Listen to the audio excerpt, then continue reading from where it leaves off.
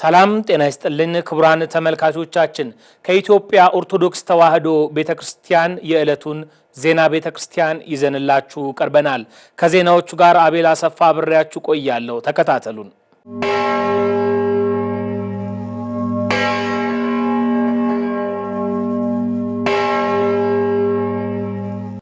ቀዳሚ ወዳደረግነው ዜና እናልፋለን። በአዲስ አበባ ሀገረ ስብከት በገነተ ኢየሱስ ገነተ ማርያም ቤተክርስቲያን የጌታችን መድኃኒታችን ኢየሱስ ክርስቶስ የግዝረቱ በዓል መታሰቢያ በታላቅ ድምቀት ተከብሯል። ሰናይት ባንተ ያዘጋጀችውን ዘገባ ፈለጉሽ አሻግሬ እንደሚከተለው ታቀርበዋለች።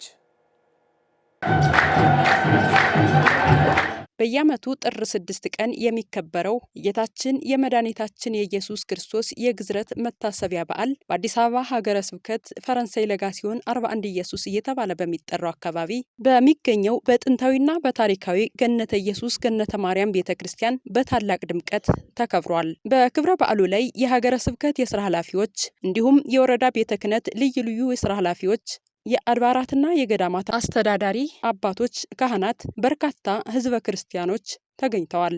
ክብረ በዓሉን አስመልክቶ ትምህርተ ወንጌል የሰጡት የቀጨኔ ደብረ ሰላም መድኃኔዓለም ቤተክርስቲያን መምህር መጋቤ ሐዲስ ሄኖክ ፈንቴ ስሙን ኢየሱስ ብለው ጠሩት በሚል ርዕስ ወንጌል አስተምረዋል።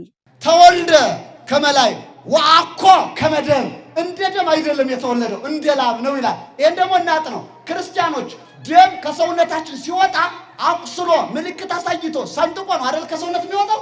ላብ ግን ወይም ወዝ የምንለው ከሰውነታችን ሲወጣ ሰውነታችን ሳያቆስል ነው። አቁስሎ ነው እንደ ሰውነታችን የሚወጣ በታተመ ፊት ላይ። አሁን ለምሳሌ ፀሐይ ነካስ ያረጋችሁ ላብ ከግንባራችሁ ይወጣል አይደል? በታተመ ፊት ላይ ቆዳ ሳይሰነጥቅ በህቱም ገጽ ላይ ላብ ይወጣል። ደም ቢሆን ግን ቆዳን ሰንጥቆ ምልክት አሳይቶ ነው አይደል? ክርስቶስ ከድንግል ማርያም የተወለደው እንደ ደም አይደለም። እንደ ምንድነው ማለት ነው? እንደ ወስ። ወስ በቆዳ ሰንጥቆ ሳይሆን ያለ ምልክት ያለ እትራት ከአካል እንደሚወጣው ሁሉ ክርስቶስም ማኅተመ ድንግልናዋን ሳይፈታ ከማን ተወለደ? ከድንግል ተወለደ ማለት ነው። እንግዲህ ይህ የተወለደው ዛሬ ምኑ ነው ማለት ነው? ባለ ግዝረቱ ነው። ወደ ግዝረት ቤት የሄደበት ነው። በተወለደ በ8ኛ ቀኑ እንደ ኦሪቱ ሕግ እንደ ኦሪቱ ሥርዓት ወደ ቤተ ግዝረት ይዘውት ሄዱ። ወደ ቤተ ግዝረት ይዘውት ሄደው ሳለ ገዛሪው ምላጩን ይዞ ቀረበ። ማን ነው? ስምዖን ይባላል። ለመገዘር ምላጩን ይዞ ሲቀር ኢየሱስ ክርስቶስን ለመገዘር በተዘጋጀ ሰዓት ከስምዖን እጅ ላይ ያለው ምላጩ ምን ሆነ? ውሃ ሆነና ቀለጠ ማለት ነው። ክርስቶስ ግን ሲታይ በራሱ የተገረዘው ነው ተገኝቷል። ምላጭ ከአካሉ ላይ አላረፈበትም። ለምን? ከዕለተ ዓርብ በፊት ቀድሞ ደሙ ምን ስለማይሆን ደሙ ስለማይፈስ። የደብሩ አስተዳዳሪ ቁሞስ አባ ገብረ ማርያም ወልደ ሳሙኤል በክብረ በዓሉ ላይ ለተገኙ ላገለገሉና ለተሳተፉ ሁሉ ምስጋና አቅርበዋል። እግዚአብሔር ደግሞ ለሚመጣው ዛሬ የመጡትን ለዛሬ ዓመት ደግሞ በእጥፍ ጨምረው እንዲያገለግሉ ዕድሜ ጤና ሰጥቶ ያቆያቸው። ይህ አገልግሎት ደግሞ እንዲሰጥ በማድረግ መምህራኑ ከሩቅም ከቅርብም መጥተው አገልግሎቱን እንዲሰጡ በማድረግ ከኛ ጋር በመነጋገርና መመሪያ በመቀበል የቤተ ክርስቲያናችን ጉባኤ አርድእት የተባለ የዲያቆናት ማህበር ሙሉ የትራንስፖርቱንና የማስተባበር ስራውን በመፈጸም መምህራኑ እንዲገኙ ዋናውን ድርሻ ተወጥተዋል። ልጆቻችሁን ልብላችሁ አመስግኗቸው፣ እግዚአብሔርን አመስግኑላቸው። ምስፍንናን ከክህነት ማጣመራቸው በሚነገርላቸው በልዑል ራስ ካሳ ኃይሉ የተመሰረተውና ከ100 ዓመት በላይ ያስቆጠረው የደብሩን ጸበል ስፍራ ጨምሮ በርካታ የልማት ስፍራዎች እየተከናወነ ይገኛል። ለዚህ ታላቅ ደብር አገልግሎት ማስፋፊያ ህዝበ ክርስቲያኖች ተሳትፎ እንዲያደርጉና ለበርካታ ዓመታት ፈውስን እየሰጠ በሚገኘው ጸበል ድነትን እንዲያገኙ የደብሩ ሰበካ ጉባኤ ሊቀመንበር አቶ መሳይ ክንፉ ጥሪ አቅርበዋል። የሚደረጉ ገብሬ ታምራትን ፈውሶች እጅግ በጣም ብዙ ናቸውና ቦታዋ ላይ እየተሰጠ ያለው አገልግሎት ሳይቋረጥ የሚካሄድ ያለው የበረከት ስራ ሳይቋረጥ ፈውሷ ሳይቋረጥ የእመቤታችን አሁንም ዕለት ዕለት ብዙ ገቢረ ተአምራት እየተደረገ ነውና እንደተለመደው በየዓመቱ በ20 ታቦቷ ከዚህ ተነስታ 21 ነው ወደ መንበሯ የምትመለሰውና እዛ በዓል ላይ ከዋዜማው ጀምሮ ተገኝቶ ያለውንም እንቅስቃሴ ተመልክቶ አስራቱንም እግዚአብሔር የፈቀደለትን የበረከት ስራ ተሳትፎ ደግሞ እንዲመለስ በሰበካው ስም አደራ ለማስተላለፍ ሞክራለሁ። የስብከተ ወንጌል አገልግሎትም በስፋት የሚሰጥበት ደብር መሆኑ የተገለጸ ሲሆን ለሁለንተናዊ ልማቱ ህዝበ ክርስቲያኖች እንዲሳተፉ የደብሩ የስብከተ ወንጌል ክፍል ኃላፊ መጋቢ ሐዲስ ቀሲስ ንጉሱ አለሙ መልእክት አስተላልፈዋል። በወንጌል አገልግሎት እንግዲህ በወር ውስጥ እንግዲህ ከ8 በላይ ጉባኤዎችን እናዘጋጃለን። አንጋፋ ጉባኤያችን ወር በገባ በ6 ጠዋትና ማታ እንዲሁም ደግሞ ወር በገባ በ21 የእመቤታችን ጠዋትና ማታ እንዲሁም በአባታችን በጻድቁ አባታችን በአቡነ ተክለ ሃይማኖት ጠዋትና ማታና የአራቱን ሰንበታት አሉን። በአንድ ወር ውስጥ ሁለቱን ሰንበታቶች እንግዳ በመጋበዝ ሰፊ ወንጌል አገልግሎት የተሰጠ ያለበት ቦታ ነው። እንግዲህ ቦታው እንደምታዩት ብዙ ልማት የሚፈልግ ብዙ ገቢ የሌለው እርዳታ የሚጠይቅ ነውና ይሄን መርሃ ግብር የሚከታተሉት ቤተሰቦቻችንም ማህበረሰባችንም ኦርቶዶክሳዊ የሆነ ሁሉ በዚህ ቦታ ላይ መጥቶ ትልቅ በረከት መቀበል እንዳለበት በአዲስ አበባ ሀገረ ስብከት የአስኮ ደብረ ገነት ቅዱስ ገብርኤል ካቴድራል ሰላምና ፍቅር የሰፈነበት አገልግሎት እንዲጠናከር ሚና ለተጫወቱት ለካቴድራሉ አስተዳዳሪና ዋና ጸሐፊ የምስጋና መርሃ ግብር አከናወነ። መምህር ጌታቸው በቀለ ተከታዩን ዘገባ አሰናድቷል።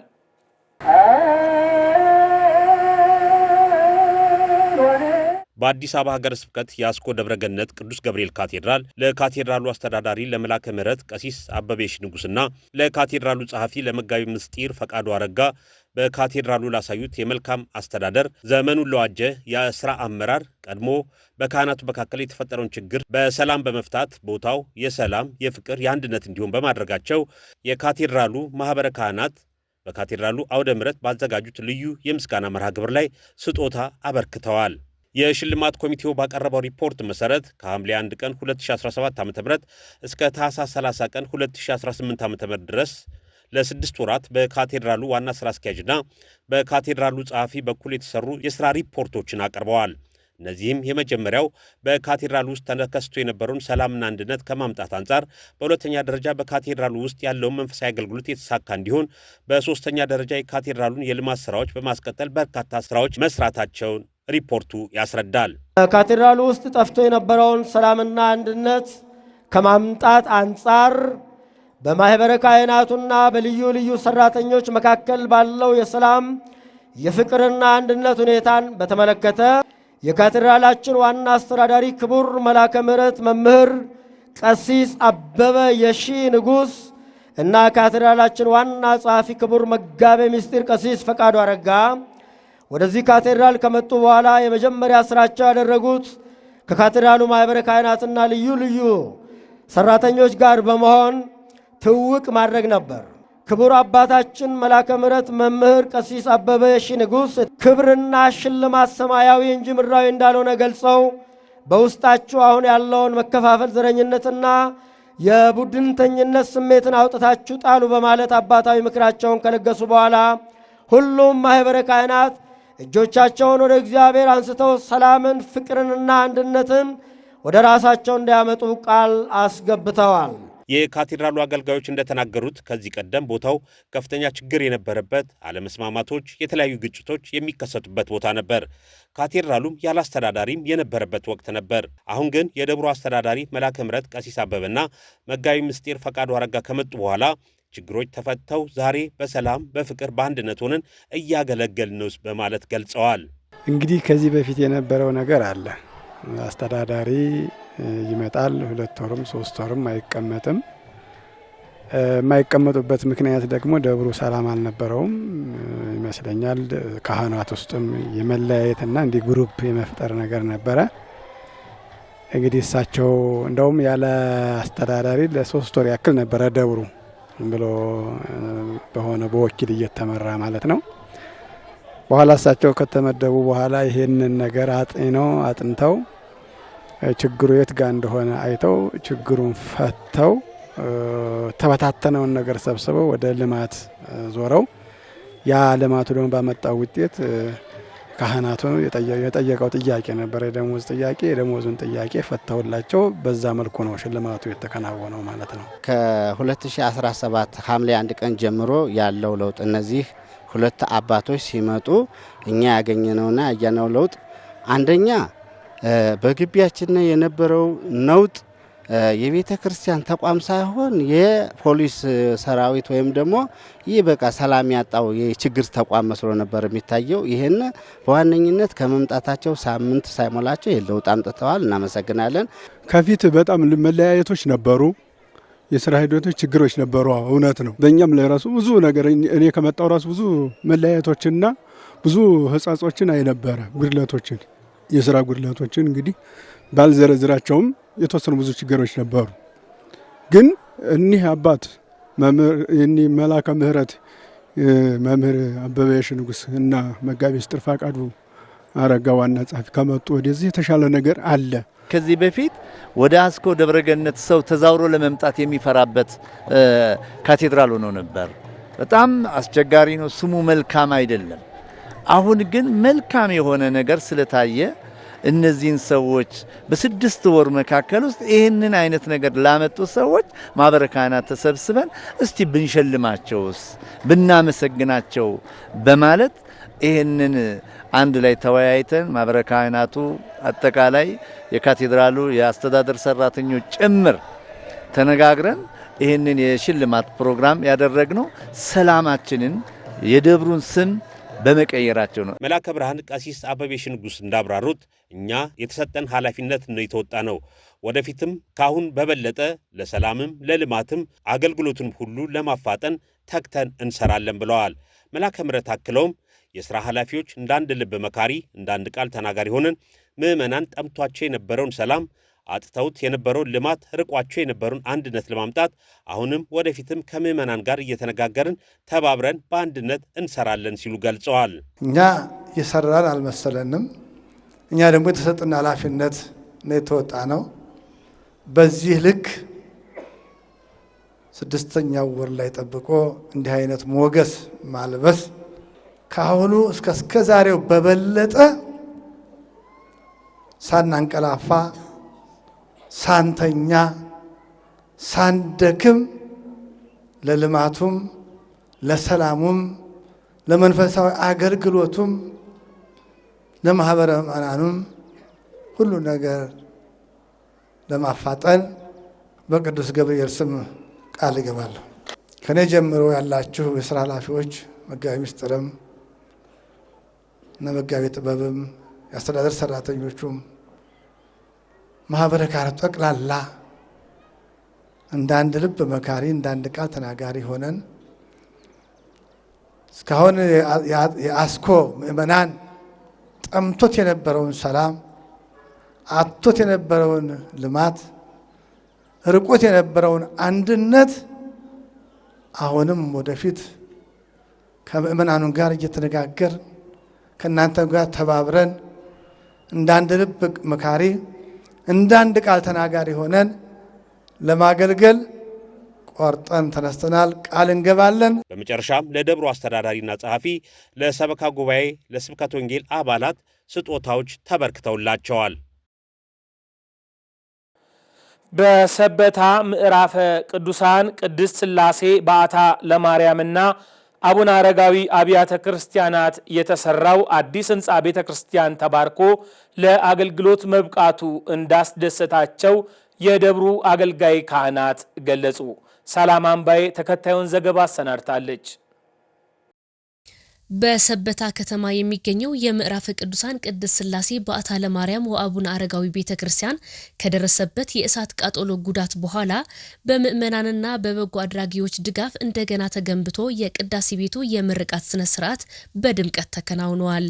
የቤተ ክርስቲያኑ አስተዳዳሪ መልአከ ፀሐይ ቀሲስ ኤልያስ ግርማና በምርቃቱ ላይ የተገኙት የሸገር ሀገረ ስብከት የስብከተ ወንጌል ኃላፊ መጋቢ አይላፍ ተስፋዬ ቅጤሳ ባስተላለፉት መልእክት ቤተ ክርስቲያኑ ከደረሰበት አደጋ ወጥቶ ለዚህ ታላቅ የምርቃት ቀን በመብቃቱ የተሰማቸውን ደስታ ገልጸዋል።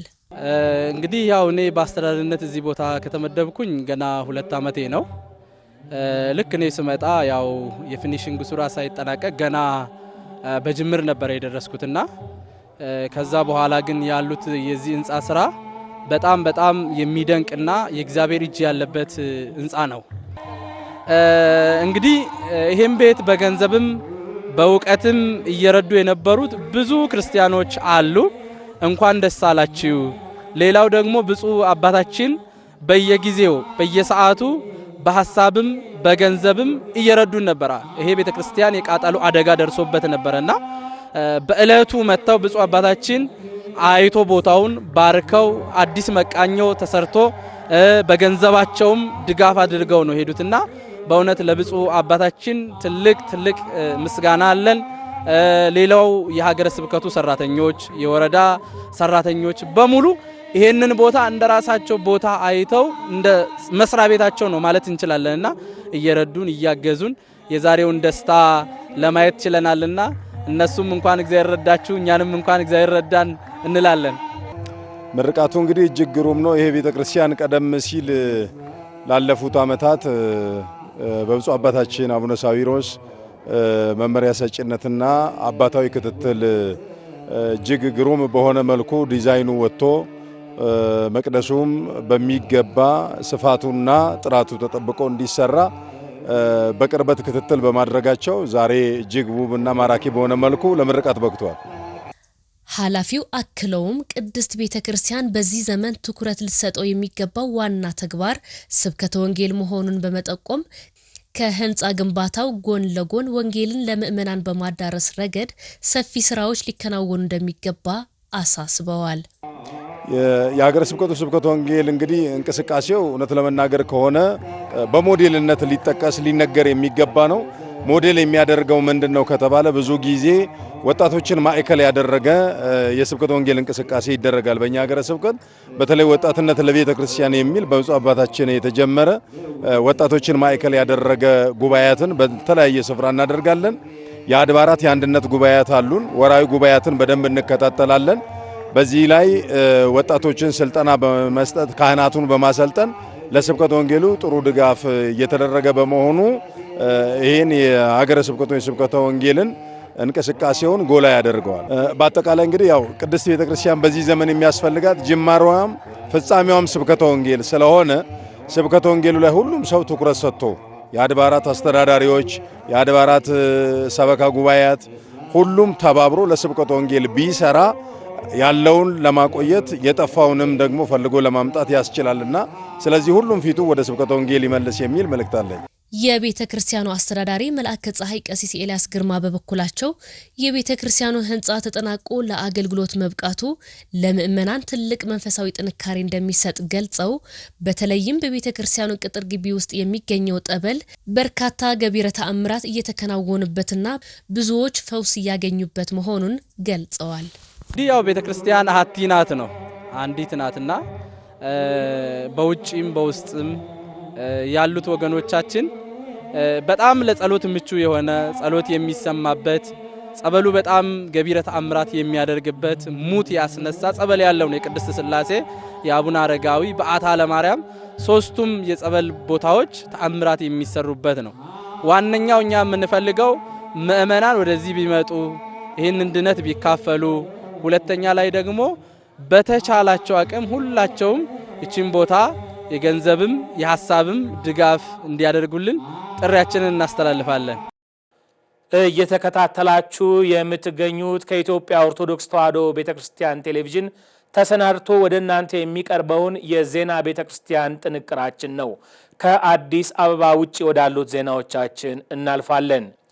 በጉጂ ምዕራብ ጉጂ ቦረናና ሊበን ዞኖች ሀገረ ስብከት በሻኪሶ ከተማ የቅድስት ኪዳነ ምሕረት ህንጻ ቤተክርስቲያን በብፁዕ አቡነ ዜና ማርቆስ ቡራኬ ተባርኮ ለአገልግሎት በቃ። መልአከ አሚን መስፍን ገብረ ጻድቅ ከሻኪሶ ተከታዩን ዘገባ አሰናድቷል። በጉጂ ምዕራብ ጉጂ ቦረናና ሊበን ዞኖች ሀገረ ስብከት በሻኪሶ ከተማ የምትገኘው የሐመረኖ የቅድስት ኪዳነ ምሕረት ቤተክርስቲያን የቅዳሴ ቤት በዓል የተከበረ ሲሆን ታቦተ ሕጉ ከመንበረ ክብሩ ወጥቶ ዑደት በማድረግ ህዝቡን ከባረከ በኋላ የህንፃ አሰሪ ኮሚቴ ሪፖርት አቅርበዋል። ህንፃ አሰሪ ኮሚቴው የቤተክርስቲያኑ ህንፃ ግንባታ በተለያየ ፈተና ውስጥ አልፎ ለምርቃት ማብቃቱን በሪፖርታቸው ገልጸዋል። ወረዳ እስከ ሀገረ ስብከት ጽሕፈት ቤት ድረስ በመነጋገር ጥር 16 2007 ዓ.ም ታቦታቱ በታላቅ መንፈሳዊ ስነስርዓት ወደ ተዘጋጀላቸው መቃኞ ገብተው አገልግሎቱ ቀጥሎ ስራውን ቀደም ሲል ከነበረው በተሻለ ፍጥነትና ዲዛይን በማሻሻል ጭምር በመስራት ቀደም ሲል እንደተጠቀሰው ለተለያየ የቤተ ክርስቲያን አገልግሎት የሚውል የግራውንድ ክፍልና የቤተልሔም ስራ ተሰርቶ ለዛሬው ምርቃት ቢደርስም ሁሉም እንደሚያውቀው የቤተ ክርስቲያን ግንባታ ስራ አልጋ ባልጋ ሆኖ ይሰራል ማለት ዘበት ቢሆንም ፈተናውን በትዕግስት በማለፍ እና በመቻቻል ግጭቶች የሐሳብ ብቻ እንዲሆኑ ወደ ግለሰብ ግጭት እንዳይሻገሩ በማድረግ ጭምር የልማት ኮሚቴ ከሰበካ ኮሚቴ ጋር በመስማማት እና በመመካከር ከቦታው ምስረታ እስከ ህንፃ ማስመረቅ የቆየ ሲሆን የሰበካ ጉባኤ አባላትም ከ7 እስከ 8 ዓመት ጊዜውን ጉልበቱንና ገንዘቡን ሳይሰስት መቆየቱ ለዚች ቤተክርስቲያን ባለውለታ በመሆኑ ሊመሰገን ይገባል። በመቀጠልም ለህንፃ ቤተክርስቲያን መሰራት ከፍተኛ አስተዋጽኦ ላደረጉት ሽልማትና የምስጋና ሰርቲፊኬት ተበርክቶላቸዋል። ብፁዕ አቡነ ዜና ማርቆስ የጉጂ ምዕራብ ጉጂ ቦረናና ሊበን ዞኖችና የምዕራብ አርሲ አህጉረ ስብከት ሊቀ ጳጳስ አባታዊ መልእክት ቃለ ምዕዳንና ቡራኬ የሰጡ ሲሆን ለብዙ ዘመናት ወጥታችሁ ወርዳችሁ ይህንን የመሰለ ህንፃ ቤተክርስቲያን በመስራታችሁ እንኳን ደስ አላችሁ በማለት መልእክታቸውን አስተላልፈዋል። መስጠትና መናገር መስራት ብቻ አይደለም፣ ማሰብም አድካሚ ነው። የሐሳብ ውጤት ንግግርን ያመጣል። የመነጋገር ውጤት ስራን ያመጣል። የስራ ውጤት ገነት መንግስት ሰማያትን ያስወርሳል። እንዲሁ ድንገት ተነስቶ ከእንቅልፍ ተቀስቅሶ የሚገኝ ጥቅማ ጥቅም የለም። ገበሬውንም፣ ነጋዴውንም፣ መምህሩንም፣ ጸሎተኛውንም፣ ባህታዊውንም፣ ሃይማኖተኛውንም፣ ቀዳሽ ካህኑንም፣ ሊቃውንት አመስጋኞችንም አይተናቸዋል። በብዙ ውጣ ውረድ፣ በብዙ ድካም፣ በብዙ ጻማ ወድካም ሀለወነ ነባአ ለመንግስተ እግዚአብሔር ነው ሐዋርያው ቅዱስ ሉቃስ ያለን። በብዙ ውጣ ውረድ፣ በብዙ ድካም፣ በብዙ ልቅሶ፣ በልቅሶ ዋይታ፣ በብዙ ሐዘንና ጭንቀት፣ በብዙ መከራ ወደ እግዚአብሔር መንግስት እንገባ ዘንድ አለን ነው ያለን። ብፁዕነታቸው አያይዘውም መነጋገር መስራችን ውጤታማ እንድንሆን ያደርገናል። ስለዚህም በመወያየት በመነጋገር አብያተ ክርስቲያናትን በማነጽ ለአገልግሎት እንዲበቁ ማድረግ ይገባናልም ብለዋል። ጌታችን መድኃኒታችን ኢየሱስ ክርስቶስ ለእመቤታችን ቃል ኪዳን በገባላት መሰረት ለእናንተም ለሰራችሁትና ለደከማችሁት ስራ የቃል ኪዳኗ ተሳታፊ ያድርጋችሁ በማለት አባታዊ መልእክታቸውን አስተላልፈዋል። ጉልበት ያላቸው፣ ሀብት ያላቸው፣ ሙያ ያላቸው ኢንጂነሮች ወይም ደግሞ በሀገራችን መሐንዲሶች በምህንድስና ስራ ላይ የተሰማሩ ቀይሰው ህንፃውን ከመሰረት ከጉልላት አድርሰው በሙያቸው በደከሙበት ጥረታቸው፣ ባለሀብቶች በሀብታቸው ሲደክሙ ቀዝቃዛ ውሃ አምጥቶ የሰጠም፣ ለመስጠት አስቦ የተናገረም፣ ሳይሞላለት ቀርቶ በውስጡ አስቦ ተጨንቆ የተወውም እግዚአብሔር በማይጠፋው በወርቀ ደሙ በዛ በሰማይ ምሰሶ ጽፎ ገነት መንግስት ሰማያትን ያወርሰዋል። ክብርና ምስጋና ለሱ ይግባው። እንደታየውም ህንፃ ደግሞ ህንፃ ቤተ መቅደስን አሳነጻችሁ። ቤትሽን የሰራ ያሰራ ነው፣ ያነጸ ያሳነጸ ነው፣ የሰጠ ያሰጠ ነው፣ የተማረ ያስተማረ ነው፣ የተረዳ ያስረዳ፣ የሰማ ያሰማ ስለሆነ ያየ ያሳየ ስለሆነ በዚህ ሁሉ ቃል ኪዳኑ ትልቅ የተሰጣት የእመቤታችን ተቀርቶ የማያልቅ ከአባይ ይልቅ የውቅያኖስ ባህር ስለሆነ በዚህ ሁሉ በመሳተፋችሁ ቤዛዊተ ዓለም ቅድስት ድንግል ኪዳነ ምሕረት የእናንተንም ልባችሁን፣ ሐሳባችሁን፣ ዕውቀታችሁን፣ ሀብታችሁን፣ ጤናችሁን ከኃጢአት ብቻ በቀር የጎደለባችሁን ሁሉ ድንግል ትሙላላችሁ። በሌላ መልኩ በስራ ሂደት ላይ የሀሳብ ልዩነቶች፣ ግጭቶችና አለመግባባቶች ቢኖሩም ይቅርታ በመደራረግ በመጠያየቅ ከጌታችን በተማርነው መሰረት ልናደርገው ወይም ልንጓዝ ይገባል በማለት አባታዊ መልእክታቸውን አስተላልፈዋል። መታረቅ ከሌለ፣ ይቅርታ ከሌለ፣ ምህረት ከሌለ ምህረትን ማግኘት አይቻልም። ጸሎትከ ወምጽዋትከ፣ ምጽዋትህ የሰጠው ለነዳያን፣ ጸሎትህ የጸለይከው የለመንከው ወደ እግዚአብሔር ፊት ደርሷል። ከመንበረ ጸባኦት ከቅድስት ሥላሴ ፊት ተገኝተዋል፣ ታይተዋል፣ ተመዝግበዋል፣ ተመስክረዋል። ባሕቱ አሐቲ ተርፈተከ፣ ነገር ግን አንዲት የምትቀርህ ነገር አለች። ሊቀ ሐዋርያት ቅዱስ ጴጥሮስ በናሂሰ ኢዮጴ አለልህ፣ ሂድና ጠይቅ ይነግርሃል ነው የተባለ። ቆርኔሌዎስ እኔና እናንተስ ከዚህ ነፃ ነን? ጠይቀናል፣ ተረድተናል፣ አውቀናል፣ አይተናል፣ ተመልክተናል፣ ትተናል። ካልተውን አይሆን። ይቅርታ ማድረግ፣ ምሕረት ማድረግ፣ መደማመጥ፣ መታረቅ፣ መተው ከሌለ ግን 100 ጊዜ አይደለም በሚሊዮን የሚቆጠር ከቁጥር ውጭ እስኪሆን ድረስ ህንፃዎችን ብንገነባቸው ህንፃዎቹ ምድራዊ ይሆኑና ሰማያትን የማያስወርሱ ለገነት ለመንግስት ሰማያት የማያበቁን ይሆናሉ። አምላካችን ክርስቶስም ይቅር ብትሉ ይቅር እላችኋለሁ፣ ይቅር ባትሉ ግን ይቅር አልላችሁም ነው ያለ። በመጨረሻም በብፁዕነታቸው ቃለ ምዕዳንና ቡራኬ የበዓሉ መርሐ ግብር ፍጻሜ ሆነዋል። በተያያዘ መነጋገር በስራችን ውጤታማ እንድንሆን ያደርገናል ሲሉ ብፁዕ አቡነ ዜና ማርቆስ ገለጹ። ብፁዕነታቸው መልእክቱን ያስተላለፉት የሻኪሶ ሐመረኖ ቅድስት ኪዳነ ምሕረት ቤተክርስቲያን የቅዳሴ በዓል በተከበረበት ዕለት ነው። መልአከ አሚን መስፍን ገብረ ጻዲቅ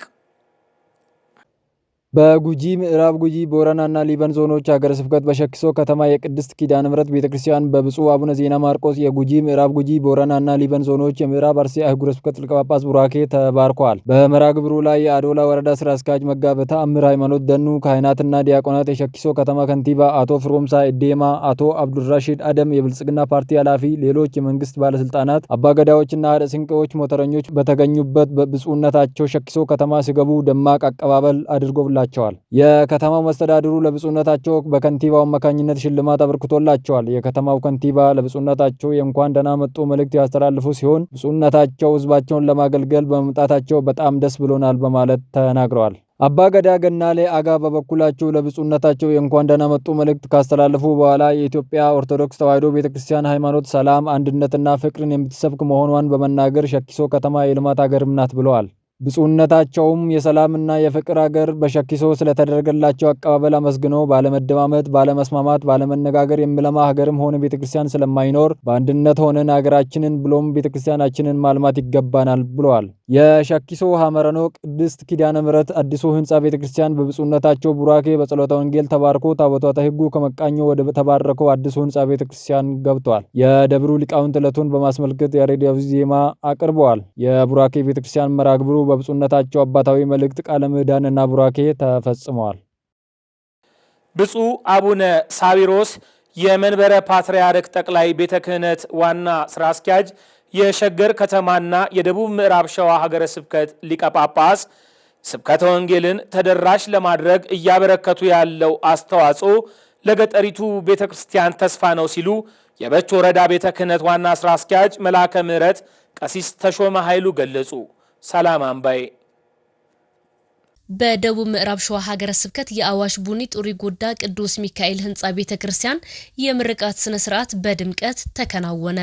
በምርቃት ስነ ስርዓቱ ላይ የተገኙት የበቾ ወረዳ ቤተ ክህነት ዋና ስራ አስኪያጅ መልአከ ምሕረት ቀሲስ ተሾመ ኃይሉ የሀገረ ስብከቱ ሊቀ ጳጳስ ብፁዕ አቡነ ሳዊሮስ ወንጌልን በሁሉም ስፍራ ለማዳረስ የሚያደርጉትን እንቅስቃሴ በተለይም በቋንቋ ትምህርት ላይ ትኩረት በማድረግ መንፈሳዊ አገልግሎትን ለማስፋፋትና የቤተ ክርስቲያንን ተልእኮ ለማሳካት እየሰሩት ያለው ተግባር ታላቅ ግምት የሚሰጠው መሆኑን ገልጸዋል።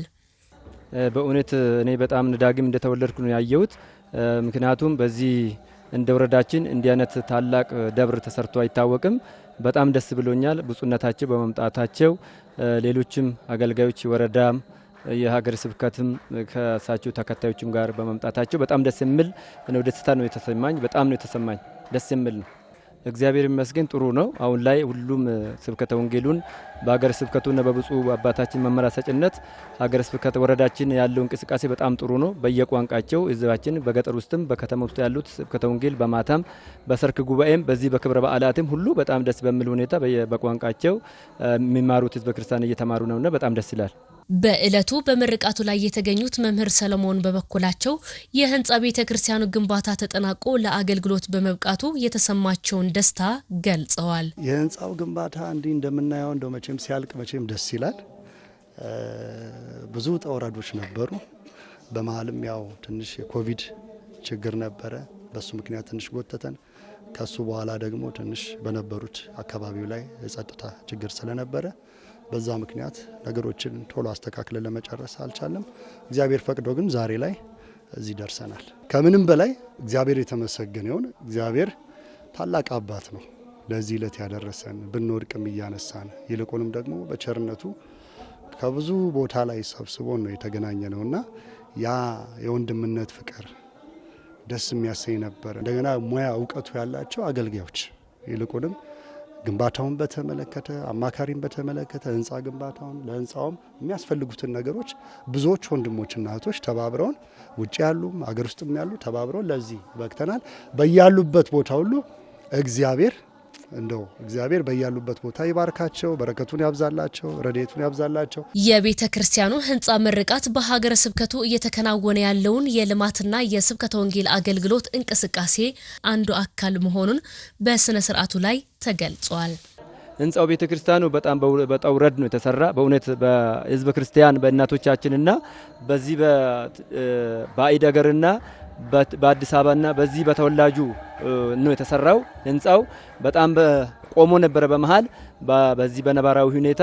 አሁን ግን እግዚአብሔር ይመስገን በአዲሱ ሰበካ ጉባኤ እና በዚህ በአባታችን በዚህ ካህናት ተወካይ ደግሞ የሰበካ ጉባኤ ሰብሳቢ በሆኑት በምህረት ታደሳ ብርታትና ባሉ ሰበካ ጉባኤና በስምርት ቤት በሰበካ ጉባኤም በእኛ ወረዳ ያሉት ሰራተኞች ጥረት ዛሬ ላይ ደርሶ በመመረቁ በጣም ደስ ብሎኛል። እንኳን ደስ አላችሁ ኢትዮጵያ ኦርቶዶክስ ተዋሕዶ በሙሉ ብዬ መልእክቴን አስተላልፋለሁ። እግዚአብሔር ይስጥልን። እሺ፣ ስሜ መምህር ሰለሞን ተፈራ እባላለሁ። በዚህ ቤተክርስቲያን ከእስትንፋሰ ክርስቶስ ማህበርተኞች ጋር በመሆን አንድ ላይ ሆነን በ2004 ዓመተ ምህረት መሰረት ተጣለ። እግዚአብሔር ፈቅዶ ለዛሬው ዕለት አደረሰን። ብዙ ችግሮች ነበሩ። እነኛን ችግሮች አልፈን በአካባቢው ላይ ሰንበት ትምህርት ቤት በደንብ ተዋቅሮ አገልግሎት እንዲፈጽም ከህፃናት ክፍል ጀምሮ ማዕከላውያን አሉ፣ ወጣቶች አሉ። መጀመሪያ በሰንበት ትምህርት ቤቱ ላይ ነው ስራ የጀመርነው። ከዛ በኋላ ህንፃ ቤተ ክርስቲያኑን እየሰራን በተጓዳኝ ደግሞ ሰንበት ትምህርት ቤቱን ማጠናከር፣ አገልግሎት ማስፋት፣ እንደገና ደግሞ ከዚሁ ከሀገሩ ተወላጆች አገልጋዮች ይልቁንም ከዲቁና ጀምሮ እስከ ቅስና ዛሬ ላይ እያገለገሉ ያሉት ካህናቶች የዚሁ አካባቢ ተወላጆች ተምረው እንዲማሩ መሰረት ጥለን ይልቁንም ወደ ገዳም ሁሉ ሄደው ትምህርቱን ተምረው ለአገልግሎት እንዲበቁ ክህነቱን እንዲያገኙ እና እግዚአብሔር ፈቅዶ ደግሞ ለዛሬው ዕለት ሁሉም እነሱ አገልጋዮች ሆነው ዲያቆናትም ካህናትም ቀዳሽም ሆነው እንዲያገለግሉ እግዚአብሔር ረድቶ ለዚህ ዕለት ደርሰናል። በመጨረሻም ዜና እረፍት። በደብረ ሮሃ ቅዱስ ላሊበላና ቅዱስ ሀርቤ አብያተ ክርስቲያናት ለበርካታ ዓመታት በመምህርነት ሲያገለግሉ የቆዩት ርዕሰ ደብር የኔታ ገብረ መስቀል ታደሰ ከዚህ ዓለም ድካም አረፉ። መጋቤ ምስጢር ሳህሉ አድማሱ የህይወት ታሪካቸውን እንደሚከተለው አሰናድቶታል። ርዕሰ ደብር የኔታ ገብረ መስቀል ታደሰ በ1932 ዓ.ም ከአባታቸው ከአቶ ታደሰ ገዛኸኝና ከእናታቸው ከወይዘሮ አበራሽ ጀመረ በደብረ ሮሃ ቅዱስ ሀርቤ ደብር ተወለዱ።